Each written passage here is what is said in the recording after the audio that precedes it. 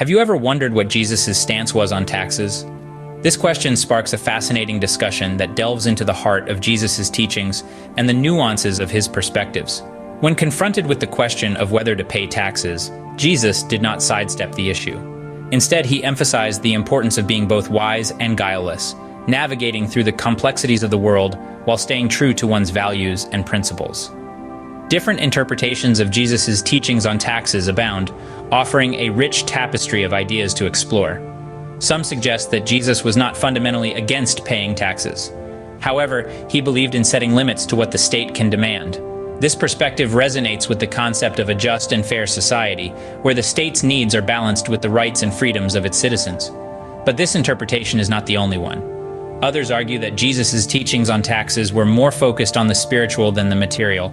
They contend that Jesus was less concerned with the specifics of taxation and more interested in the broader principles of justice, compassion, and respect for human dignity. So, what can we glean from this exploration? It's clear that Jesus' teachings on taxes were more nuanced than one might initially think. They were not simply about whether or not to pay taxes, but about the broader issues of social justice, personal responsibility, and the balance between the demands of the state and the rights of the individual. These teachings challenge us to think more deeply about our own views on taxes and the kind of society we want to live in. They invite us to engage in a meaningful dialogue about the values and principles that should guide our decisions and actions. It's clear that Jesus' teachings on taxes were more nuanced than one might initially think. But what about the temptations of Jesus? How do these relate to the existence of secular states? When we examine the temptations of Jesus, we come across three central themes: bread, security, and power. Bread, a physical necessity, often symbolizes our basic needs and material desires. Security, on the other hand, represents our inherent need for protection, stability, and predictability. Power, the third temptation, embodies our human longing for control and dominance. These themes are frequently employed to justify the existence of secular states. The state, in its ideal form, is tasked with meeting the basic needs of its citizens, ensuring their security, and wielding power responsibly to maintain order. However, in reality, the state's role can sometimes extend beyond these confines, leading to an imbalance. Now let's delve into the role of power and obedience to God in obtaining prosperity. Jesus demonstrated through his temptations that true power lies not in worldly possessions or dominion, but in obedience to God and adherence to his principles. His rejection of the devil's offers signifies the triumph of spiritual wealth over material wealth. Yet our current economic system seems to have strayed far from these teachings. It heavily relies on credit expansion and unbacked paper money, creating an illusion of prosperity.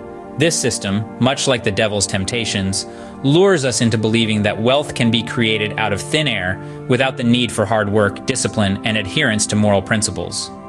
However, just as Jesus resisted these temptations, we too can challenge this flawed system. By prioritizing values such as integrity, hard work, and obedience to moral laws over instant gratification, we can create a more balanced and sustainable economic structure.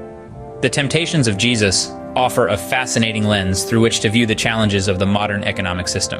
And how does authority and obedience to earthly governments factor into this discussion? Now, this is a topic that has sparked many debates, and interpretations of Paul's statements vary widely. Paul in his letters discussed the concept of authority and obedience to earthly governments. He didn't outright reject the idea of earthly governments. Instead, he emphasized the importance of being wise and discerning in our interactions with them. Let's explore this a bit further. Some interpret Paul's teachings to mean that Christians should be obedient to earthly governments, as long as these governments do not command what God forbids or forbid what God commands. This is a delicate balance, isn't it? It suggests that while we live in this world, we must also be mindful of our ultimate allegiance to God. But it doesn't stop there. Paul's teachings also highlight the existence of multiple forms of government ordained by God. These include self-government, church government, family government, and state government. Each of these forms of government has its own sphere of authority, and we are called to submit to these multiple authorities in their respective domains. So, what does this all mean? Well, it paints a complex picture of our relationship with earthly governments. It suggests that while we are to respect and obey earthly authorities, we must always remember our ultimate obedience is to God. This delicate balance is a testament to the wisdom and discernment required of us as Christians. Paul's teachings on authority and obedience offer a complex view of our relationship with earthly governments. So with all this in mind, can we really say that Jesus was a capitalist? Well, let's delve into this. When we reflect on the previous discussions about taxes, temptations, and authority, we find certain themes that align closely with capitalist principles. Jesus' teachings on taxes, for instance, imply a respect for personal property rights, a fundamental tenet of capitalism.